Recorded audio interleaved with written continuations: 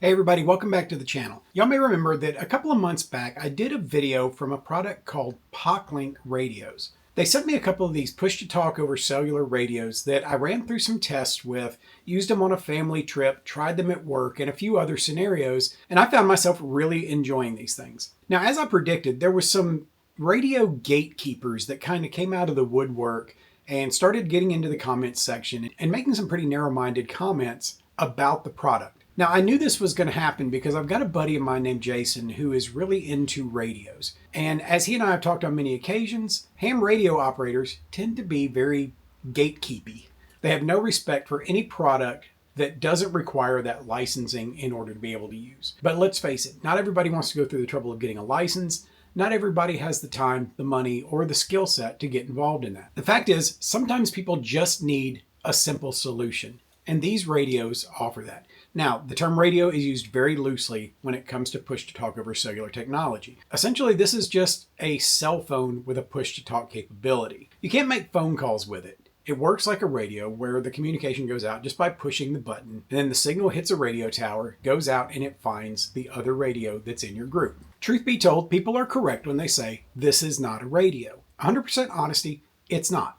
It's a cellular device. It requires a connection to a cellular tower. However, because of the way that it's designed, it doesn't require a strong signal and it doesn't require a constant signal, because the only time the signal is going out is after you push the button and send your communication.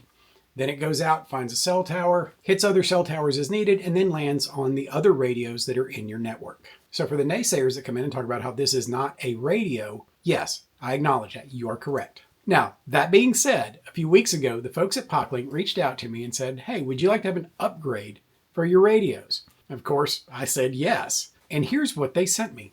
Let me introduce you to the Pocklink Ultra.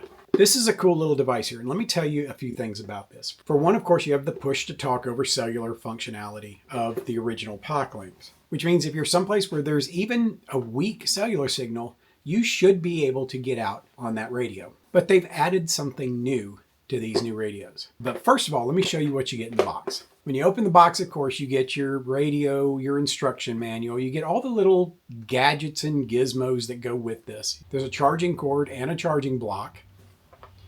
Now, this device does require you to do a little bit of assembly. You've got to put the SIM card inside the radios.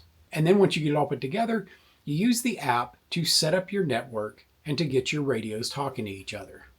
Now, here's where this radio stands out from its predecessor. The new Pocklink Ultra not only has push-to-talk-over-cellular capabilities, but it also has FRS capabilities. So if I'm out someplace and I'm trying to use this radio to communicate with someone else in my group, and we get someplace where there is no cellular network available, we're way off grid, there's no towers, or we're in a valley somewhere where towers can't be reached, I can still use the FRS capabilities to talk to the other radios that are within the proper distance. Now we've solved something. This is now a radio.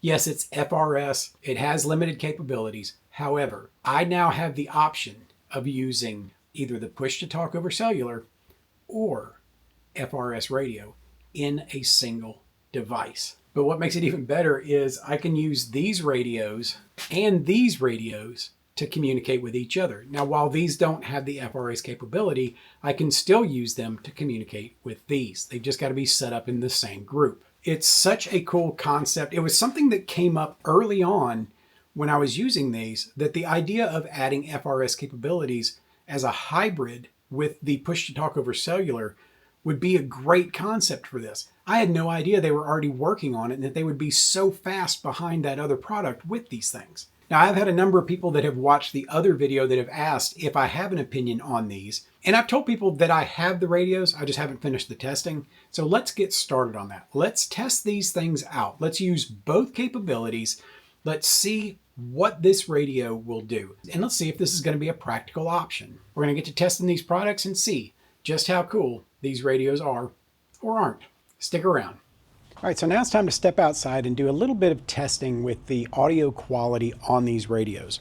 I want to go over a couple of things about this that show how different it is from the original version, and then we're going to talk about a couple of questions that I get constantly from that other video that's still relevant for this product itself. And when we talk about this being a hybrid radio that has the push-to-talk-over-cellular and the FRS capabilities, it's not exactly a seamless thing. It's not like the radio itself knows that you don't have a cellular signal, so it just switches over to the FRS version. This is two radios built into the same body, and they work on different equipment.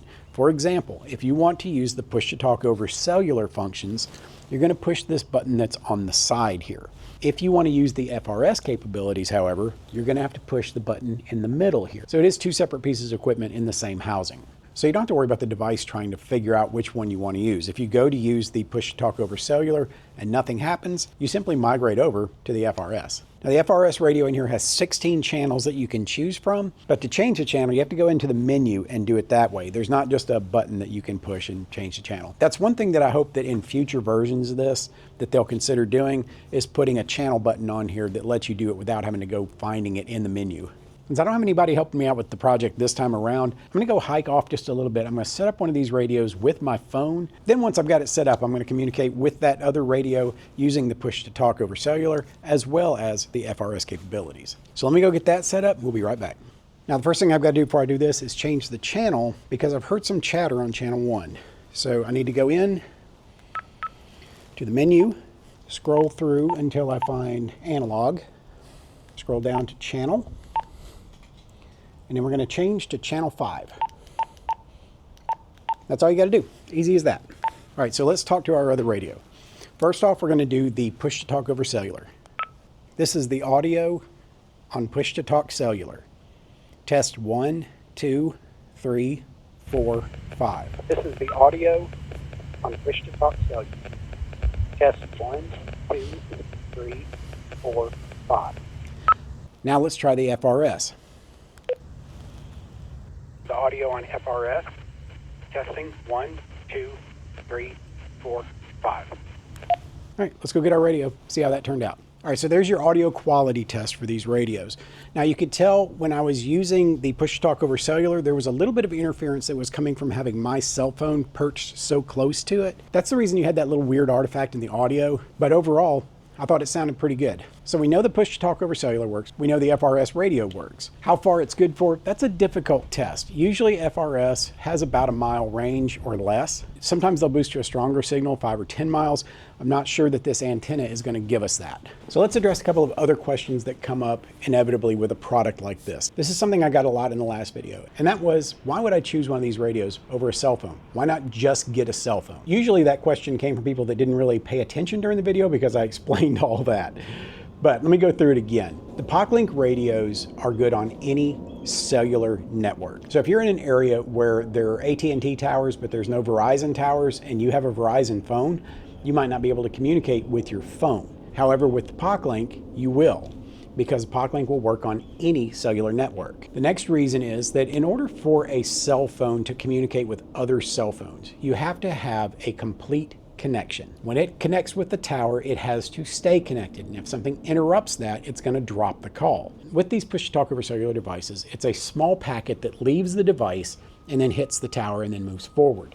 It doesn't require a constant connection, and it doesn't require a strong connection. Using these small little clips of communication can slip through the cracks even on a crowded cell tower. So if you're in a place where there's a lot of people using cell phones, let's say you're at an amusement park or something, and you're having trouble getting and keeping a connection, a device like this might be a little more preferable in that environment. Now let's talk about some of the downsides to this device. In the last video, we discussed this as a disaster preparedness item. I still stand behind the idea that this is a good disaster item to keep on hand. Is it perfect? No, not by any means. If every network is completely down, if there's zero power in the area, you're probably not going to get anywhere with the push-to-talk-over-cellular. But now that they've introduced the FRS, you can at least communicate with other people that have FRS radios. But if you're in a minor disaster where there is still power, maybe there's still some cell towers up, then you may be able to communicate where other people can't. There's no guarantee on that one way or another. But as I always say on this channel, it's better to have it and not need it than need it and not have it. If you've got one of these devices and it works for you,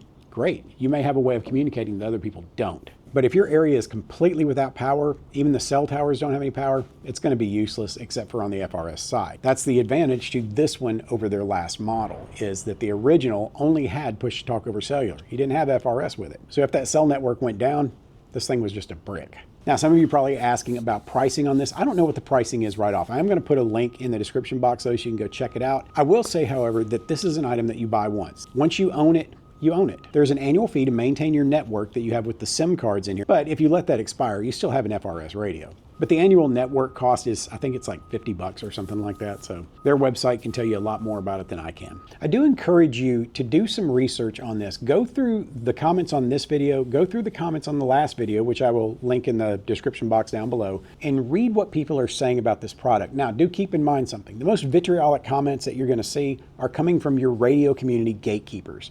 They're the people that will not accept anything besides you getting a ham license. They think somehow that separates the wheat from the chaff. But the fact is, not all of us are interested in doing that. Some of us just want a way to communicate. But read what other people are saying about it. In my opinion, this product has value. An average everyday citizen who's not looking to get into ham radio, who's not building homemade radios in their basement, is going to need something that's kind of plug and play. While this does require a little bit of setup, it's pretty much what you're going to be looking for. Being able to communicate with the rest of your party when you're out doing things like traveling, hunting, fishing, what have you, that's invaluable. Now, where these things are truly invaluable is if you have like a small business where you have a fleet of trucks and you need to be able to communicate with them, these are a great asset. If you've got a security team where you work and they need radios to communicate with, but you don't have the budget to buy the high-end Motorola's and go through all that kind of stuff, these are a good option for you because you can set up a group communication network in here where you can communicate with one or all of your team at any given time. So there you have it. That's my review on the Poclink Ultra, the push-to-talk-over-cellular and FRS hybrid radio. If you got something out of this, please give this video a thumbs up. Also, subscribe to the channel if you haven't already. Click that notification bell to be made aware of all upcoming videos. And as always, feed the algorithm. Let me know what you think of products like this. It's kind of a return to childhood with walkie-talkies, but for big kids. But I will say this, my kids and my grandkids love playing with these things. When we're traveling and we're sharing these radios between cars, you can't keep the kids off of it. They've always got something to say. But what that tells me is that these kids are training in how to use these things in the event that we really need it. But that's going to be a wrap for this one. And until the next one, prepare for the world that you live in, not the one you wish existed. We'll see you around.